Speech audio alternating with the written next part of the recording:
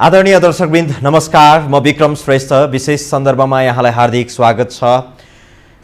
सर्वोच्च अदालतमा विचाराधीन रहेको मुद्दाहरू छन्। तीमध्येको अहिले पेचिलो बनेको विषय चाहिँ प्रतिनिधि सभा विघटन सम्बन्धी रिटहरू हुन् र यी रिटहरूको सम्बन्धमा सुनवाई सर्वोच्च अदालतमा भइ नै रहेको छ र यो परिस्थितिको बीचमा पनि राजनीतिक तवरबाट दलहरूको तर्फबाट र अरू विभिन्न आयामहरूमा जसरी अहिले चर्चा परिचर्चा भइरहेको छ, पक्ष र विपक्षमा वकालत भइरहेका छन् कि यो अदालतमाथिको अवहेलना होइन, के यी विषयमा यसरी दबाब दिने सङ्केत स्वरूप भइरहेको राजनीतिक सभा समारोह अभिव्यक्तिहरू वक्तव्यबाजीहरूले के प्रभाव पार्दछ र यी समग्र व्यवस्थामाथि न्यायालयको प्रभाव कस्तो, यी लगायतका विषयमा आज हामी छलफल र बहस गर्दैछौँ। आज हामीसँग अतिथि हुनुहुन्छ बोर्डबहादुर कार्की। उहाँ वरिष्ठ अधिवक्ता हुनुहुन्छ, कानुनको ज्ञाता हुनुहुन्छ। आउनुहोस् उहाँसँग कुराकानी गरौँ। स्वागत छ यहाँलाई। धन्यवाद। आराम हुनुहुन्छ? आरामै। अहिले विषय त पेचिलो नै छ। यो प्रतिनिधि सभा विघटन र पुनर्स्थापनाको सन्दर्भमा जे जस्ता रिटहरू अदालतमा दायर भएका छन् र सँगसँगै राजनैतिक दलहरू यसको पक्ष र विपक्षमा जसरी विभक्त भएका छन् र उनीहरूको आफ्नो अभिव्यक्तिहरू आइरहेको छ। सडकमा तपाईँले हेर्नुभयो भने सडकमा पनि त्यसको प्रभाव देखिएको छ। सडकबाट कतै कतै यसलाई दबाब दिन खोजेको हो कि भन्ने भान पनि हुन्छ। यसलाई समग्रमा न्यायालयमाथिको प्रभाव हो भन्ने ढङ्गबाट यहाँ बुझ्नुहुन्छ कि यसको बुझाइ अलिक बृहत्तर हुन आवश्यक छ? पहिलो कुरो त के विषयमा एउटा प्रष्ट हुन जरुरी छ भने अदालतमा विचाराधीन रहेको कुनै पनि विषय अथवा के भनेदेखि जुन मुद्दाहरू छ त्यो विषयमा प्रभाव पार्ने गरेर कुनै किसिमको अभिव्यक्ति व्यवहार गर्न के नै हुन्छ कि हुँदैन भन्ने किसिमको एउटा के नै प्रश्न के नै हो। यो सिद्धान्त त के भनिन्छ भने जुन विषय अदालतमा के नै विचाराधीन रहेको छ त्यो विचाराधीन रहेको विषयलाई तलमाथि पार्ने गरेर अनुचित प्रभाव पार्ने गरेर त्यस्तो किसिमको अभिव्यक्ति दिनु हुँदैन, त्यस्तो किसिमको क्रियाकलाप गर्नु हुँदैन भनेर के भनेदेखि भनिन्छ। कानुनमा त्यस्तो किसिमको छ। यदि त्यसो गरियो भने के भने अदालतको स्वतन्त्र र निष्पक्ष न्याय के भने सम्पादन गर्ने कार्य हो। त्यसमा के भने समस्याहरू उत्पन्न हुन्छ। यसो गर्नु त के हो त भने अदालतको अवहेलना गर्नु हो भन्ने किसिमको एउटा के नै मान्यता के नै रहेको छ।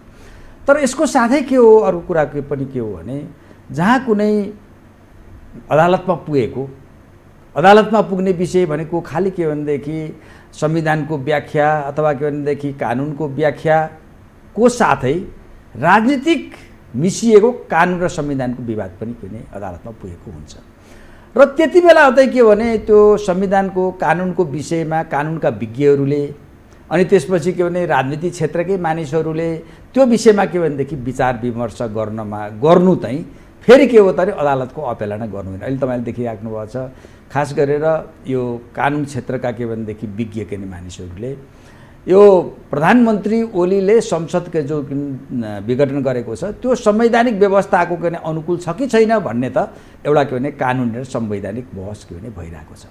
त्यो बहस हुनुलाई के भनेदेखि अन्यथा के भनेदेखि भन्न के भने सकिँदैन।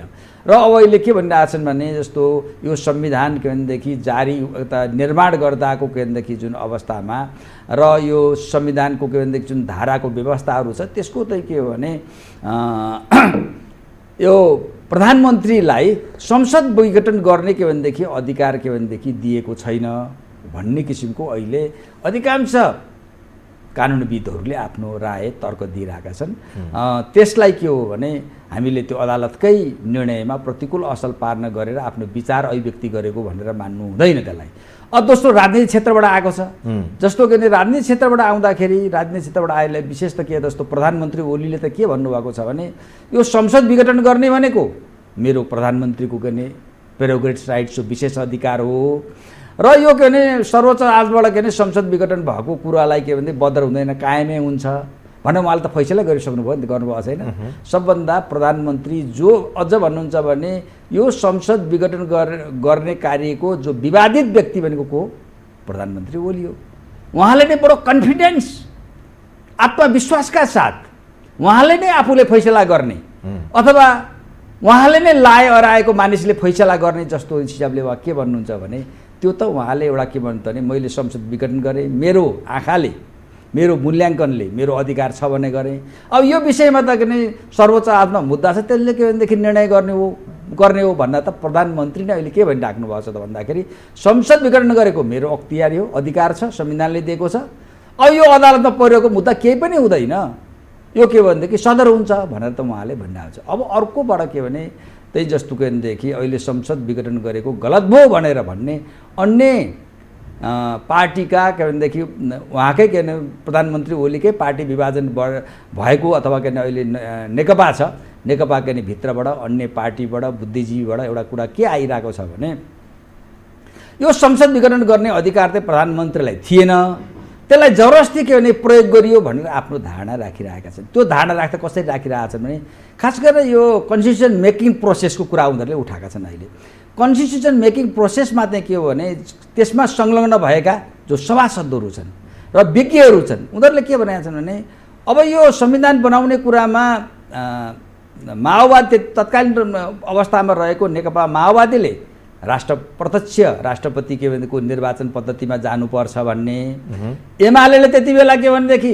प्रत्यक्ष प्रधानमन्त्री निर्वाचित पद्धतिमा जानुपर्छ भन्ने, काङ्ग्रेस के भन्ने त भन्दाखेरि 2047 सालको संविधान जस्तै संसदीय प्रणालीमा के जानुपर्छ भन्ने भन्दाखेरि यो तीनटा भ्यू आएकोमा अब अन्तिममा के भनेदेखि एउटा कम्प्रोमाइजको बाटो खोजियो। त्यो भनेको के हो भने प्रत्यक्ष राष्ट्रपति निर्वाचित राष्ट्रपतिको बाटोबाटै नजाने, प्रत्यक्ष प्रधानमन्त्री निर्वाचनको के बाटो पनि नजाने, अर्को के भने पूर्णतः संसदीय के भने प्रणाली नजाने। के गर्ने त भन्दाखेरि एउटा त के भने यो संसद विघटन गर्ने अधिकार प्रधानमन्त्रीलाई दिँदाखेरि त्यसको दुरुपयोग भयो, गिरिजाप्रसाद कोइरालाले गर्नुभयो, त्यसपछि शेरबहादुर देउवाले अर्को के भने मनमोहन अधिकारीले गर्नुभयो, त्यसपछि शेरबहादुरले गर्नुभयो होइन। यी सबै गरेपछि के हो भने त्यो दुरुपयोग गरेको कारणले के हो भने नेपालको राजनीतिमा एकदम अस्थिरता भयो। त्यसकारण यो सबैको के भने एउटा कम्प्रोमाइजको व्यवस्था के राखौँ भन्दै प्रधानमन्त्रीलाई संसद विघटन गर्ने अधिकार नदिउँ, जबसम्म सरकार बन्ने सम्भावना रहन्छ तबसम्म के हो भने यो के भने संसद विघटन गर्न पाइँदैन भन्ने प्रोभिजन राखौँ भन्ने किसिमको एउटा तर्क उनीहरूले दिइरहेका छन्। र दोस्रो भनेको के हो भने यो प्रधानमन्त्रीको आज प्रधानमन्त्री भएको छ, त्यसो केही दिनपछि तुरुन्त के भने अविश्वासको प्रस्ताव ल्याइराख्ने भएको हुनाले अब अविश्वासको प्रस्तावमा पनि के भने एउटा नियन्त्रण गर्नुपर्छ राजनीतिक स्थिरताको लागि। र यो त्यसको लागि त के गर्ने त भन्दाखेरि 2 वर्षसम्म प्रधानमन्त्रीको विरुद्ध अविश्वासको प्रस्ताव ल्याउन नपाउने, यी दुईटा कुरा, एउटा प्रधानमन्त्रीलाई संसद विघटन गर्ने अधिकार नदिने, अर्को संसदहरूलाई के गर्ने त भन्दाखेरि 2 वर्षसम्म अविश्वासको प्रधानमन्त्रीको विरुद्ध अविश्वासको प्रस्ताव ल्याउन नपाउने। र त्यसमा अर्को के छ भने अविश्वासको प्रस्ताव ल्याएको 1 वर्षसम्म अर्को अविश्वासको प्रस्ताव ल्याउन नपाउने भन्ने व्यवस्था जस्तो भन्नुहोस् न। अब एउटा 2 वर्षसम्म त जस्तो अहिले प्रधानमन्त्री ओलीको 2 वर्ष कालेको 2 वर्षसम्म त योभन्दा अगाडि नै अविश्वासको प्रस्ताव आउँथ्यो होला नि, तर केले रोक्यो त संविधानको धारा 100 मा 2 वर्षसम्म अविश्वासको प्रस्ताव ल्याउन नपाउने गरेर ल्याउन पाएन नि त। अब यो के भने 2 वर्ष के भनेदेखि जब पुगिसकेपछि अब के भने अझै के भने अहिले प्रधानमन्त्री ओली त अहिले संसद भएको र प्रधानमन्त्री ओलीको के भने विरुद्धमा अविश्वासको प्रस्ताव आएर फेल भएको भए अर्को 1 वर्ष के हुन्थ्यो, अविश्वासको प्रस्ताव ल्याउन पाउँदैन थियो।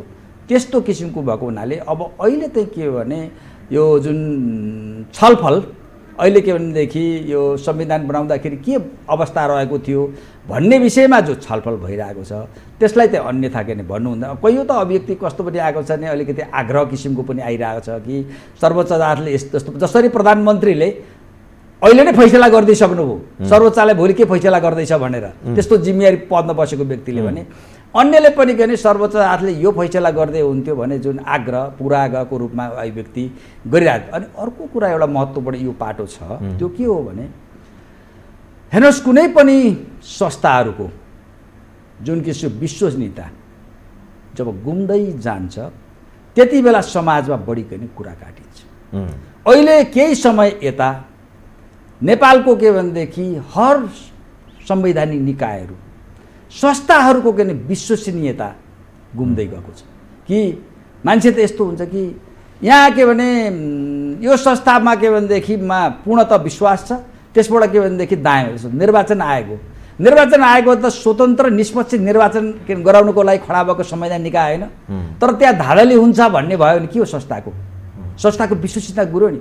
त्यस्तै गरेर जुन अदालत भनेको के अरे संविधानको के भनेदेखि संरक्षक हो, संविधानको उसले सही के अरे व्याख्या गर्छ र त्यसमा के भने संविधानको के अरे व्याख्या गर्दाखेरि संरक्षकको भूमिका निभाउँदाखेरि सर्वोच्च अदालतले स्वतन्त्र रूपले लिप्छ, निष्पक्ष रूपमा निभाउँछ, कहीँतिर के भनेदेखि प्रभावबाट प्रभावित हुँदैन भन्ने मान्यता के भने राखिन्छ नि त।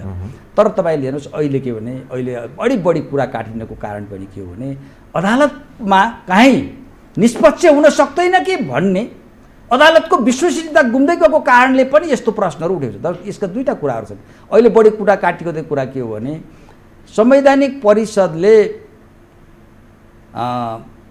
भूमिगत शैलीमा संवैधानिक के भनेदेखि निकायहरूमा नियुक्ति गर्यो। त्यो नियुक्ति गरेकोमा प्रधान न्यायाधीशको नि संलग्नता भयो भन्ने कुरा विवादित विषय के नि बनेको छ। त्यो विषयलाई जोडेर मान्छे के भनिरहेको छ भने होइन प्रधानमन्त्री र प्रधान न्यायाधीशको बिचमा त के भने साँठगाँठ भएको भन्ने कुरा त त्यो के अरे संवैधानिक निकायमा के नियुक्ति गरेकोले देखिन्छ। प्रधान न्यायाधीशकै मान्छे 10-12 जना मान्छे नियुक्तिमा परे भागभण्डामा भन्ने कुरा पनि अहिले के अरे चर्चाको विषय के अरे बनिरहेको छ। किन एउटा कुरा एउटाले त्यसले एउटा के भने शङ्का उत्पन्न गरेको छ।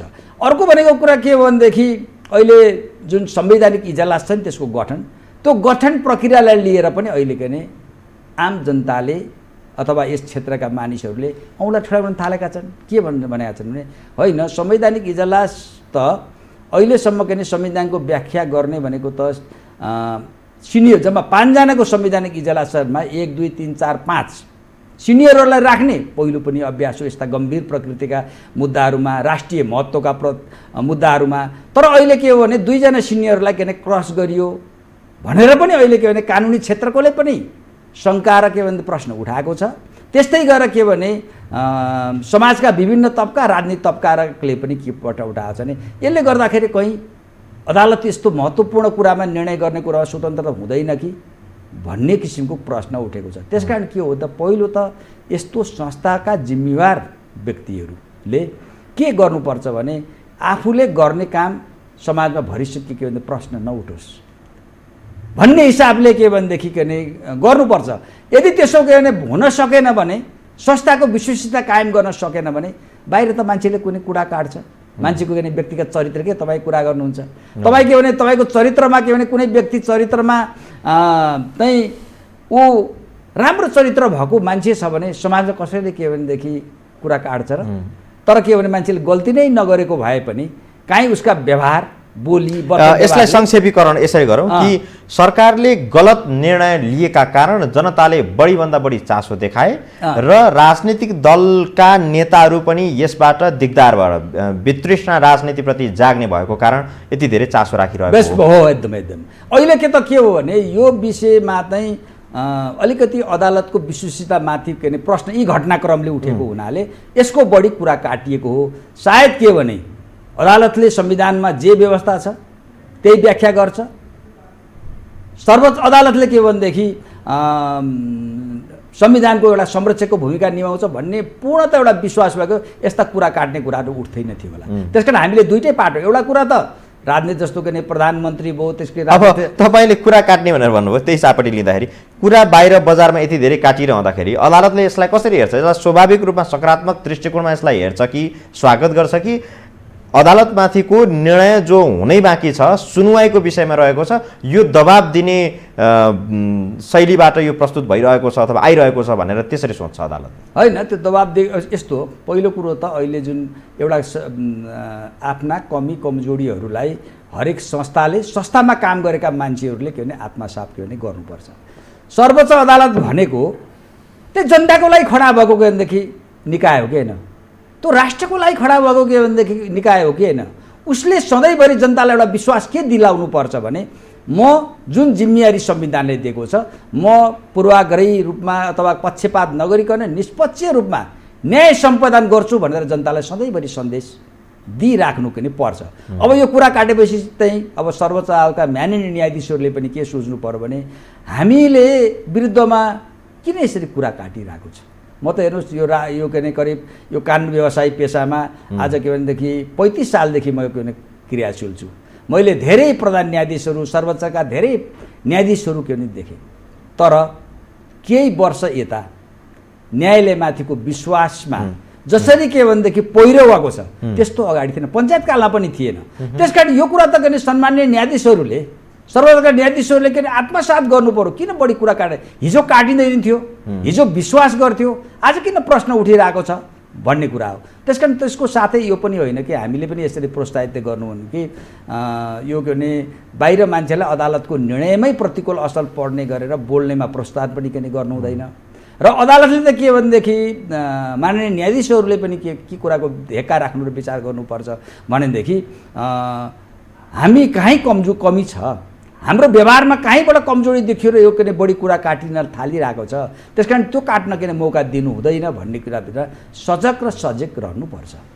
र तपाईँले भन्दै गर्दाखेरि अलिकति ठाडो प्रश्न हुनसक्छ, आम तल्लो तहका जनताहरू जो ठाडो रूपमा चाहिँ सिधा प्रश्नको सिधा जवाब खोज्नेहरूका लागि मेरो प्रश्न कि आज यसरी सडकमा मानिसहरू यो विषयमा जसरी प्रस्तुत भइरहेका छन्, विरोधहरू गरिरहेका छन्, यस्तै गरेर भोलि एउटा हत्या अभियोगमा जेल परेका एकजना व्यक्ति र उनको विषयमा अदालतमा सुनवाई भइरहेको समयमा मानिसहरू सडकमा निस्कियो भने हत्यारा जोगाउनु पर्छ भन्ने तर्फबाट निस्कियो भने त्यो त यो एउटा नजिरको रूपमा मैले तपाईँलाई प्रस्तुत गर्न खोजेको कि त्यो अदालतलाई प्रभावित बनाउने त्यो खालको संस्कृतिको विकास हुँदै गयो भने यसको जिम्मा एकदम तपाईँले सही कुरा तपाईँ भन्नुहुन्छ। म एउटा उदाहरणको रूपमा दिन्छु।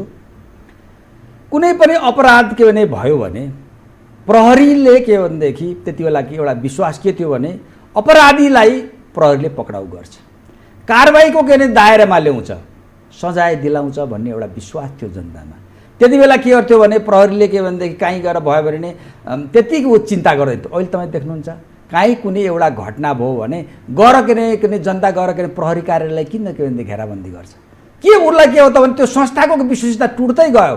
प्रहरीले के भनेदेखि अपराधीलाई बचाउन सक्छ भन्ने किसिमको के भनेदेखि त्यो संस्थाको प्रहरी के भनेदेखि प्रहरी प्रशासनको विश्वसनीयता डुब्दै गइसकेपछि अहिले के हो त जनता के गर्न थाल्यो मान्छे भने न्याय माग्नको लागि पनि के भने दबाब र दिएन भने के भनेदेखि अपराधीहरूलाई के भने सजाय दिलाउन सकिँदैन भन्ने छ। अब त्यस्तै गरेर अहिले तपाईँ देख्नुहुन्छ अदालतमा विचाराधीन भइरहेको के मुद्दाहरू छन्, चाहे तपाईँ जे मुद्दा कुरा गर्नुहोस्, धेरै मुद्दाहरू छन्। अब अहिले के गर्छ भनेदेखि के भने विभिन्न मिडियामा बोल्छ, त्यसपछि के भने कयौँ के भने अदालतहरूमा त के भने झुलुसहरू लागेको कुरा पनि तपाईँले सुन्नुभएको छैन? यो के हो त? किन आज के भने जनता के भनेदेखि हामीले जनताप्रति उत्तरदायी भएका जनताका लागि खडा गरिएका जो संस्थाहरू छ त्योप्रति किन जनता अविश्वास गरिरहेको छ? यो जनतालाई मात्रै दोष दिएर हुँदैन। सम्बन्धित संस्थाहरूमा भएको त्रुटि, सम्बन्धित संस्थाहरूले के भने जनतामा दिनुपर्ने जो विश्वसनीयता थियो त्यो विश्वसनीयतामा ह्रास आएको कारणले यी कुराहरू भयो। त्यसकारण के भने अब अहिले भोलि तपाईँ के भनेदेखि अब यहाँ के भने स्थिति के भने तपाईँले सही कुरा गर्नु हो। अहिले कुनै मान्छेलाई के भने भिडले फलानु व्यक्ति के भनेदेखि यो अपराधी हो भनेर भिडले निर्णय गरिदिन्छ। अदालतमा चलिरहेको मुद्दा पनि फलानु व्यक्ति के भने निर्दोष हो, फलानु व्यक्ति के भने चाहिँ त्यसको दोषी हो भनेर भनिदिन्छ। यी जटिलताहरू के भने आएका छन्। ती जटिलताहरूको पछि त्यो जनतालाईको टाउकोमा दोष राखेर यसको बाटो हुँदैन। त्यसको एउटै औषधि भनेको सम्बन्धित संस्थाहरूले, त्यसमा कार्यरत पदाधिकारीहरूले आफ्ना संस्थाका विश्वसनीयता जनतालाई के भने विश्वास दिन सक्नु पर्यो। भनेको आजको यो परिस्थिति चाहिँ यो प्रतिनिधि सभाको पुनर्स्थापनाको सवालमा आज सडकमा आएको यो र्याली अथवा यो आवाज चाहिँ अदालतप्रति गुमेको विश्वासको परिणाम हो? होइन, पुरै त म भन्दिनँ, तर के हो त भने धेरै हदसम्म त यो राजनीतिकरण पनि त हुन सक्छ। होइन, राजनीतिकरण त जस्तो के भने राजनीतिकरण त अहिले तपाईँलाई के भनेदेखि राजनीतिकरण त नेपालको अहिलेको तपाईँले स्थिति हुन्छ। राजनीतिकरण भन्दाखेरि दलीयकरण क्या। राजनीतिकरण भनेको राज्यको नीतिको कुरा हुन्छ, दलीयकरण भनेको दल विशिष्टको कुनै हुन्छ, दलको केन्द्रित हुन्छ। यो अहिले के भनेदेखि नेपालको हर क्षेत्रमा एउटा के भने दलीयकरण भएको छ। यो दलीय प्रकरणको प्रदूषणबाट स्वतन्त्र निकायहरू छन् नि, न्यायपालिका भयो, अख्तियार दुरुपयोग अनुसन्धान आयोग भयो, निर्वाचन आयोग भयो, यी सबै संस्थाहरूले के गर्नु पर्यो भने आफूलाई के एउटा विश्वसनीयता कायम गर्नु पर्यो। होइन भने यो अहिले तपाईँले भन्नुहुन्छ यो रोकेर रोकिन्छ। तपाईँलाई कतिजनालाई के भने अदालतको अवहेलना मुद्दामा कारवाही गरेर सम्भव हुन्छ? तर त के हुनु भने केही मान्छेले गरेको अधिकांश मान्छेले विश्वास गरेपछि योले बोलो फटाइ बोलो भन्ने हुनु पर्यो नि त। त्यसकारण के हो भने यी अहिले जुन रोए छन् यी स्वस्थ अभिव्यक्तिहरू त होइनन्। तर यसमा भित्र के छ भने केही के भनेदेखि संस्थाका कमी कमजोरीले गर्दा पनि यस्ता किसिमका विवादहरू किन उठेका छन्। तर दलका नेताहरूले जसरी सडकमै आएर खुला मञ्चमा जसरी तर्क गरिरहेको छ, अदालतमा एकजना वकिल अधिवक्ताले पक्ष विपक्षमा बहस गरे जस्तो भइरहेको छ। होइन, त्यो छ त्यो चाहिँ के हो भने अहिले चाहिँ तपाईँलाई के भनेदेखि जस्तो अहिले मैले प्रधानमन्त्रीको कुरा भन्दै, प्रधानमन्त्री ओलीले के फैसलै गरिदिइसक्नु भएको छ। विपक्षी दलका नेताहरू चाहिँ प्रधानमन्त्री ओलीले फैसला गरिदिइसकेपछि अब के हो, अदालतले के भने निष्पक्ष न्याय दिने कि नदिने हो कि के हो, उद्घोष गर्न थाले। त्यो नदिने हो कि के हो भनेर उनीहरू चिच्याउन कहाँ थालेका छन्, सडकमा चिच्याउन थालेका छन्। त्यसकारण के हो भने यो चाहिँ के भने स्थिति के भनेदेखि राम्रो स्थिति होइन, राम्रो सङ्केत होइन। किनभने संवैधानिक संस्थाहरूको विश्वसनीयता टुट्दै गयो भने यस्ता अराजकता, यस्ता सङ्कटहरू के भनेदेखि आउँछन्।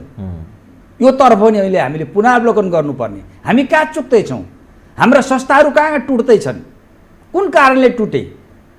हिजो जनताले त्यही संस्थालाई के भनेदेखि विश्वास गर्थ्यो, आज किन ती संस्थाहरूप्रति जनताको विश्वास टुट्दै गरेछ।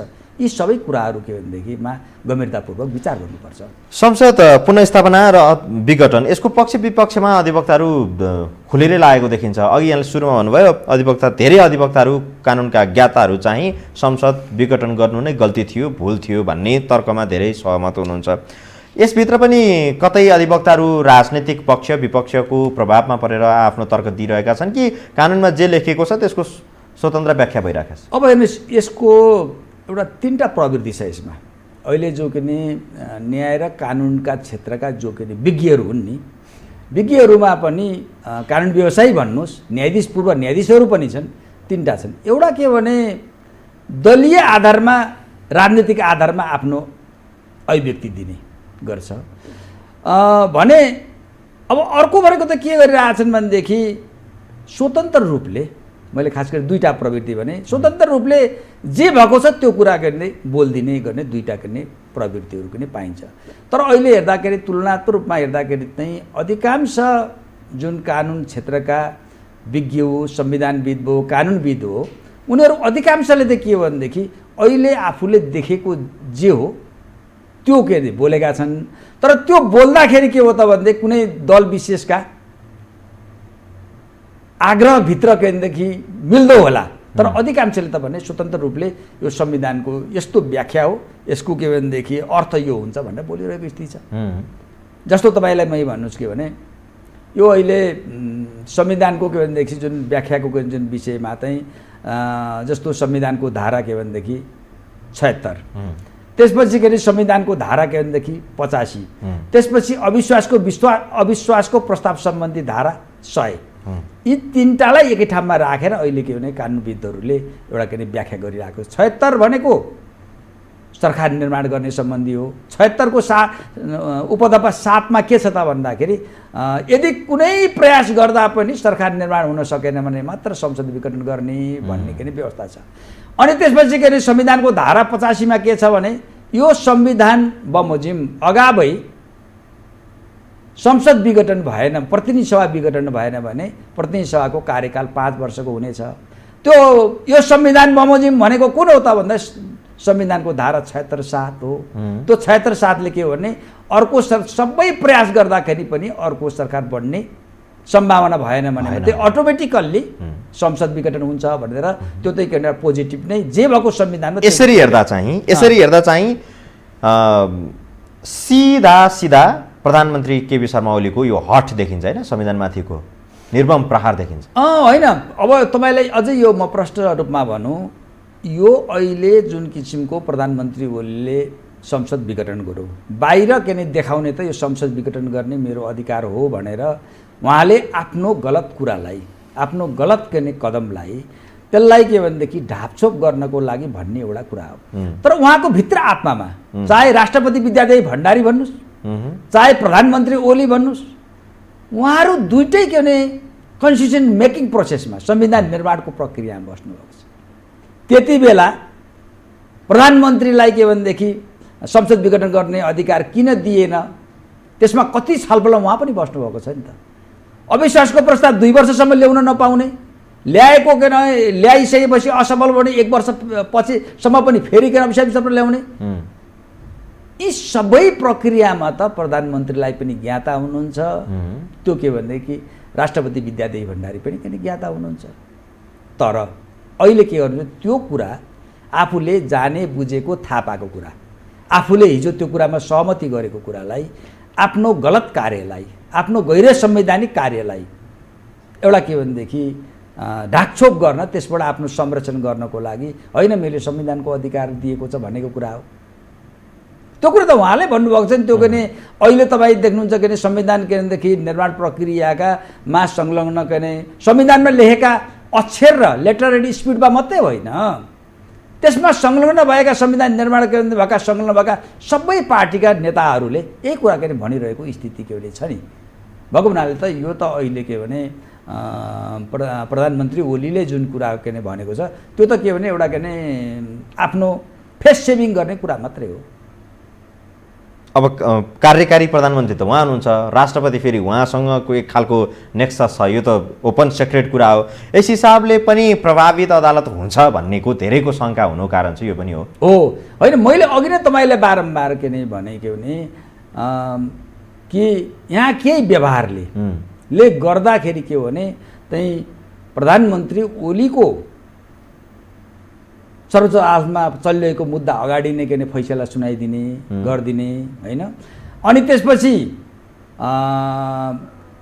न्यायपालिकासँगको स्वतन्त्र निकाय न्यायपालिकासँगको प्रधानमन्त्री ओलीको राष्ट्रपति विद्यादेवी भण्डारीको एउटा के भने संविधानले भन्दा विपरीत किसिमको अनुचित उठबस सम्बन्ध, त्यसले गर्दाखेरि के हो भने आज मान्छे के भने चाहिँ अलिकति बढी आलोचना भएको, यो विषयमा मान्छेले शङ्का उपसम गरेको कारणहरू के भनेदेखि त्यो कुरा नै हो। अब भोलि सर्वोच्च अदालतले प्रधानमन्त्री ओलीले अहिले जे चाहिरहनु भएको छ अथवा जुन बाटोमा हिँडिरहनु भएको छ त्यसलाई सदर गरिदिनु भयो अथवा गरिदियो अथवा फैसला गरिदियो भने के हुन्छ त्यसपछि? अब यस्तो हुन्छ जस्तो के भने सर्वोच्च अदालतले जस्तोसुकै फैसला गरेको होस्, त्यो के भने प्राविधिक रूपमा सबैले के मान्नुपर्छ। तर त्यो फैसला नबुझाए पनि प्राविधिक रूपमा के भने मानिदिनु पर्छ। र तर त्यो विषयमा के भनेदेखि त्यो फैसला कस्तो भयो भनेर संविधान र कानुनका बीचमा, राजनीतिहरूको बीचमा बहसको विषय बन्छ। जनताको बीचमा नि कस्तो बहस? न्यायालयले फैसला गरिसकेको विषयमा फेरि बहस गरिरहनु त्यो त तपाईँले भने के न्याय जस्तो के भने तपाईँलाई हिजो चाहिँ के थियो भनेदेखि न्यायालय भनेको एउटा के मन्दिर मानिन्थ्यो, अनि त्यहाँ काम गर्ने मान्छे मन्दिरमा के रहेका के भनेदेखि जुन भगवान् जस्तो हिजो जे थियो आजको दिनमा पनि अदालतलाई त जुन संरचनामा हामीले राखेका छौँ संरचना त त्यही हो। होइन, सर्वोच्च अदालतले फैसला गरिसकेपछि फेरि हामीले त्यसलाई बहसको विषय बनाउन सक्छौँ। अब सुन्नुहोस्, जस्तो के भने कि हिजो अदालत सम्बन्धी एउटा कन्सेप्ट कसरी आयो भने त्यो भनेको न्यायको मन्दिर हो, अनि त्यहाँ काम गर्ने भनेका के भगवान् जस्ता हुन्। जस्तो अहिले पनि ब्रिटेनमा कैयौँ देशहरूमा वकिलहरूले बहस गर्दै मिलर्ड भन्छन्, भगवान्को रूपमा के त्यति सम्मानित हुन्। तर त्यो खस्किँदै गइसकेपछि अब अहिले के हो त भन्दाखेरि हिजो आँखा चिम्लिएर अदालतका न्यायाधीशहरूले गरेको निर्णयमा के विश्वास गरिन्थ्यो। जे थियो त्यही न्याय दियो, सही न्याय दियो भने अब त्यो के भने अहिले टुट्दै गएको के स्थिति के भनेदेखि छ। त्यो भएको हुनाले अब अहिलेको समय चाहिँ फैसला गरे पनि त्यो बहसको विषय हुँदैन भन्ने कुरा होइन। त्यो बहसको विषय के हुन्छ भने कि कानुन र न्यायका संविधान र कानुनका विज्ञहरूले सर्वोच्च अदालतले निर्णय कस्तो गर्यो, ठिक गरे गरेन। आखिर त्यो संविधान हेर्ने भनेको कुरा त के हो त भने त्यो त्यसको व्याख्या गर्ने पनि त संविधानको व्याख्या सम्बन्धी सिद्धान्त छन्, त्यसका नियम रुल्सहरू छन्, त्यही रुल्सको आधारमा नै के व्याख्या गर्ने हो। तर सर्वोच्च अदालतको न्यायाधीशले त उसले त अलग्गै ब्रह्मज्ञानको लागि त व्याख्या गर्ने त होइन। त्यो भएको हुनाले भोलि गएर सर्वोच्च अदालतले व्याख्या के गलत गर्यो भने त्यो त के भने न्याय र कानुनका क्षेत्रमा त त्यसको के भनेदेखि मूल्याङ्कन हुनसक्छ, आलोचना हुनसक्छ। त्यसले पारेको सर्वोच्च अदालतको के भनेदेखि जनविश्वासमाथिको प्रश्नलाई छलफलको विषय हुनसक्छ। यो त जनतामा नि छलफल। त्यसकारण अब अहिले तपाईँ हिजोको जस्तो कन्सेप्ट होइन, अहिले त तपाईँ के हेर्नुहोस् यति अहिले के भन्छ भने राज्यका निकायहरू जनताप्रति उत्तरदायी हुनुपर्छ, पारदर्शी हुनुपर्छ। उनीहरूले गरेको काम चाहिँ के हो त भने जनताले जहाँ पनि प्रश्न उठाउन सक्छ। भलै त्यसलाई म जस्तो निर्णय गरौँ सर्वोच्चले, जस्तो के अरे सर्वोच्चले के अरे संसद यसो भनौँ न। अधिवक्ताज्यू, अब अर्को एउटा सम्भावनाको कुरा गरेँ मैले। अदालतमा त विचाराधीन मुद्दा त थुप्रै छन्, कति दशौँ वर्षसम्म पनि किनारा नलागेका मुद्दाहरू थुप्रै छन्। कतै यो रिट उप जो सुनवाई भइरहेको छ यो पनि लम्ब्याउँदै लगेर अघि यहाँले भने जस्तो प्रधानमन्त्री र प्रधान न्यायाधीशको अब त्यो छ छैन थाहा छैन, तर बाहिरबाट हेर्दाखेरि त्यो ओपन सिक्रेट जस्तो देखिन्छ। उहाँहरूको त्यो नेक्सस कनेक्सन छ र आन्तरिक सहमतिबाट यो अगाडि बढिराखेको यदि हो भने उहाँहरूले त यो मुद्दालाई त वर्षौँसम्म चाहिँ यसको फैसला नगरिकन अगाडि बढाउन सक्नुहुन्छ। त्यो परिस्थितिको सम्भावना छ कि छैन? त्यति साह्रो बहानाबाजी गर्ने ठाउँै छैन। तपाईँलाई भन्नुहोस्, यो अहिले पनि हाम्रो के भयो भने संसद विघटनको त जुन निर्णय हो त्यो अहिले मात्रै भएको त होइन, 3-4 पल्ट के संसद विघटनको निर्णय भएको छ। ती सबैमा केहीमा छोडेर प्रायः जसो अदालतमा तिनीहरू टेस्ट भएका छन्।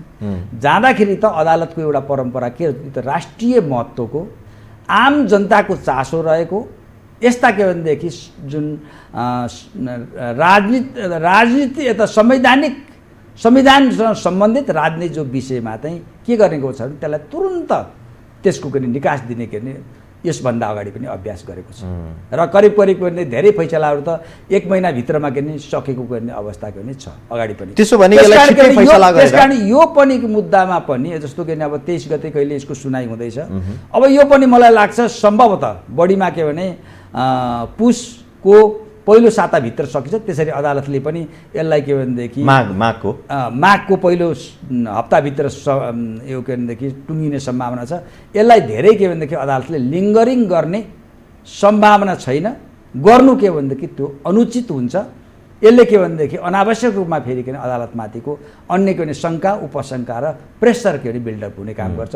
त्यो कुरामा त्यो फैसलामा संसदलाई निरन्तरता दिने भनेर फैसला आयो भने त कुरै च्याप्टर क्लोज भयो। त्यसपछि अर्को एउटा चाहिँ सरकार गठनको प्रोसेस होला अथवा के होला त्यो अगाडि बढ्ला। यदि त्यो भएन भने संसद विघटनै भयो भने देश निर्वाचनतिर होमिने वातावरण बन्छ होला त?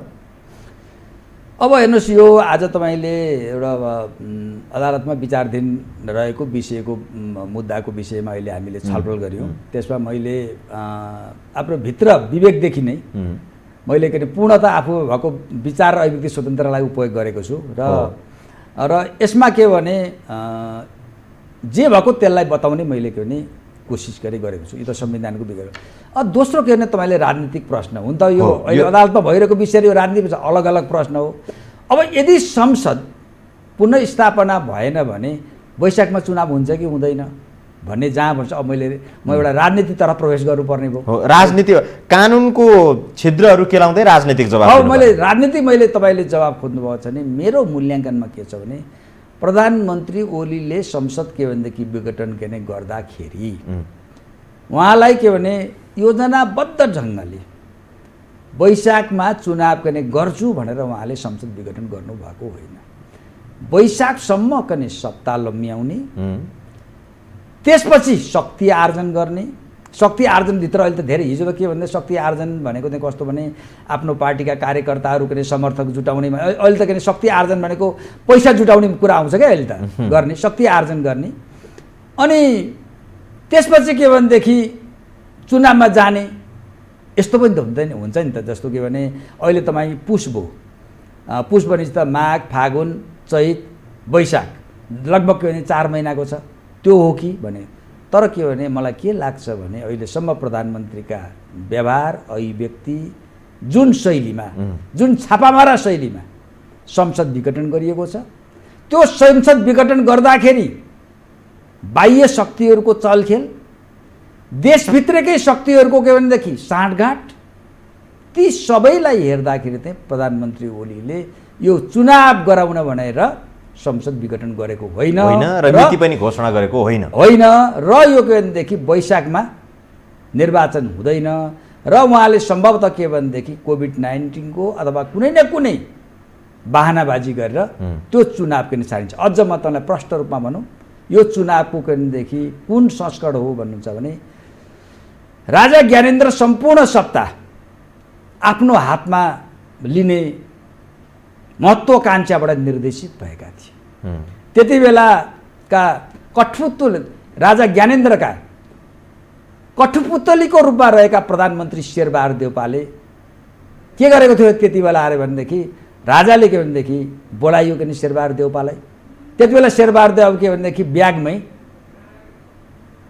मन्त्री परिषदको प्याड र के नै छापसाप बोकेर गएका थिए भनेर पनि भनिन्छ। त्यो सही कुरा अरे।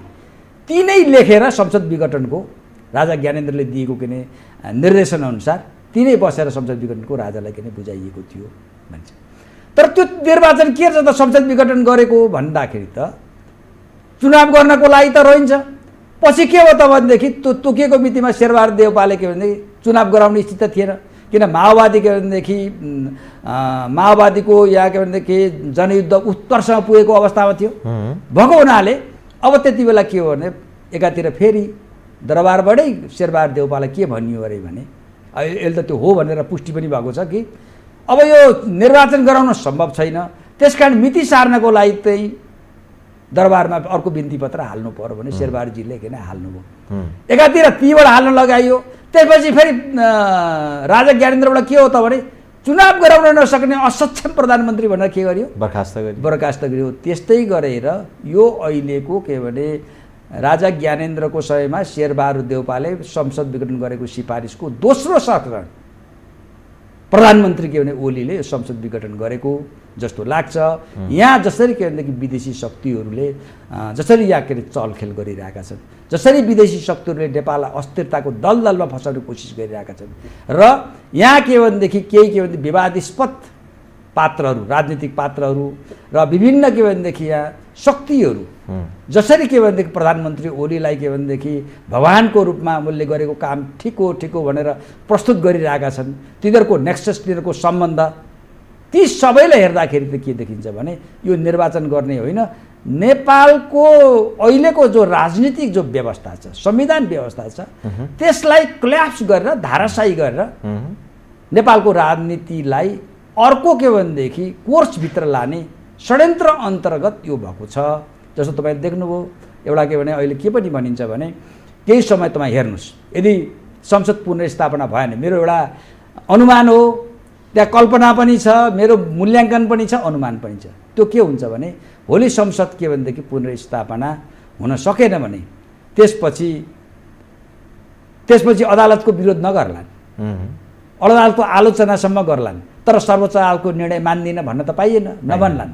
तर चुनाव गराऊ, चुनाव धाँधलीपूर्ण हुँदैछ, चुनाव गराइँदैन भन्ने पक्कै पनि के भनेदेखि सडकमा के भने पार्टीहरू दलहरू आउनेछन्, जनताहरू के भनेदेखि आउनेछन्। आउँदाखेरि त्यो अवस्था जवाफ पाएँ। अब अर्को प्रश्न अधिवक्ता चाहिँ अलिकति अगाडि जाउँ कि अहिले अदालत जुन परिस्थितिबाट यो मुद्दामा बाँधिएको जस्तो अलिकति सबैतिरबाट प्रभाव अथवा दबाब आए जस्तो अलि असहज भए जस्तो हामीले बाहिरबाट हेर्दा त्यस्तो देखिन्छ।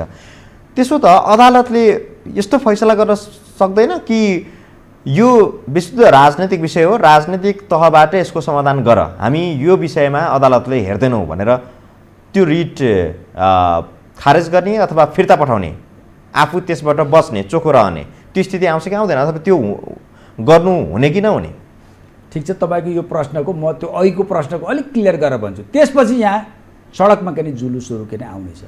त्यति बेला के हुने सम्भावना छ भने कि यहाँ नेपालको राजनीतिक कोर्सलाई तपाईँ हेर्नुहोस्, यस्ता षड्यन्त्रपूर्ण घटना त्यति बेला प्रधानमन्त्रीप्रति के भनेदेखि चुनाव गराउन नसक्ने स्थिति आयो, उनको के नेतृत्वमा सबै पार्टीहरू चुनावमा जान नसक्ने भए भनेर जसरी के भनेदेखि पहिलो संविधान सभा विघटन भइसकेपछि दोस्रो संविधान सभाको निर्वाचन गराउनको लागि खिलराज रेग्मी खोजिएको थियो नि, त्यस्तै खिलराज रेग्मी अबको राजनीतिमा किन खोजिनेछ र त्यसको उद्देश्य भनेको त्यति बेला त संविधान सभाको निर्वाचन गराउने भन्ने थियो।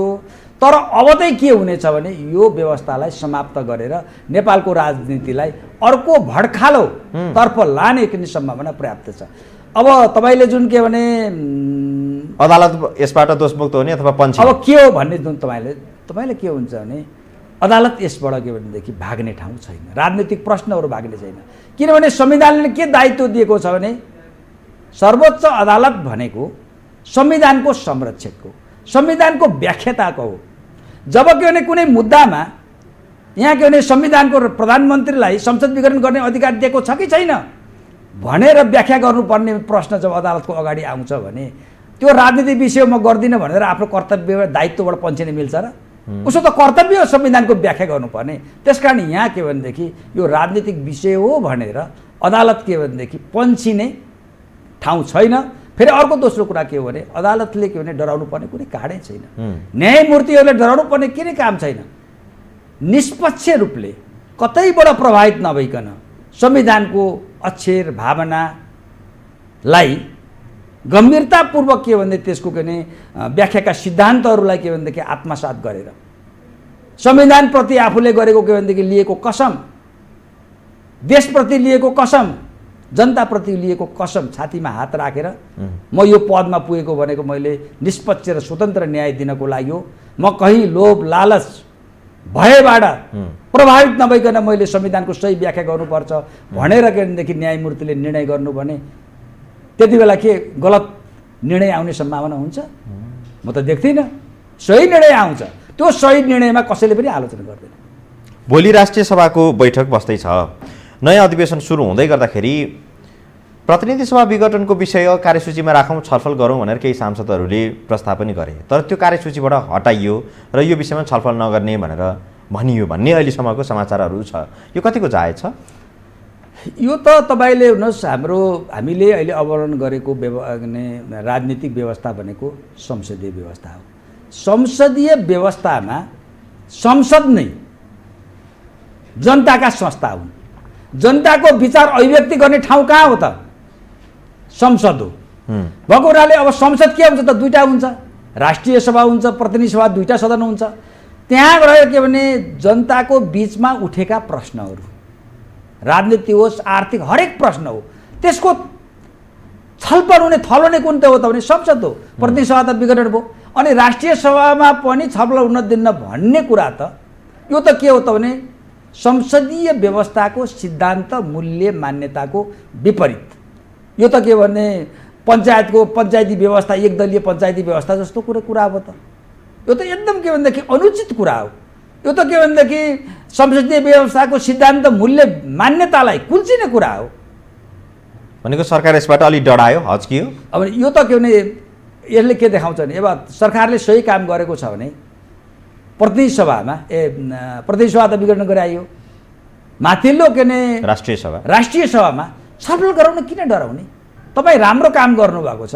अहिले त प्रधानमन्त्री ओलीले त भनिराख्नु भएको छ नि, उहाँको गुटको मान्छेले त भनिरहेका छन् नि, हामीले के हो त भने एकदम राम्रो काम गरेको छ, संविधानको नि सही प्रयोग गरेको छ, राम्रो काम गरेको। त्यो राम्रो कामको त उहाँले राम्रो काम गरेको छ भनेर संसदभित्र त्यो कुरा राखेर राष्ट्रिय सभाका के सांसदहरूलाई आफ्नो अनुकूल बनाउनु पर्ने होइन। त्यो भाग्नुको अर्थ त के हो भने उहाँले गलत काम गर्नुभएको छ, उहाँभित्र उहाँको आत्मामा पोलिरहेको छ। त्यो त्यसरी के भने त्यस्तो डिफेन्ड गर्ने उहाँसँग आत्मविश्वास हिम्मत छैन भन्नु पर्यो भएन। र सँगै हामीसँग समय सकियो। अधिवक्ताज्यू, यहाँलाई धेरै धेरै धन्यवाद। धन्यवाद। आदरणीय दर्शकबिन्दु, उहाँ हुनुहुन्थ्यो वर्णबहादुर कार्की, वरिष्ठ अधिवक्ता। समसामयिक विषयमा केन्द्रित रहेर हामीले कुराकानी गऱ्यौँ। हेरिदिनु भयो, यहाँलाई धन्यवाद। भोलि पुनः उपस्थित हुनेछौँ। बिदा दिनुहोस्। नमस्कार।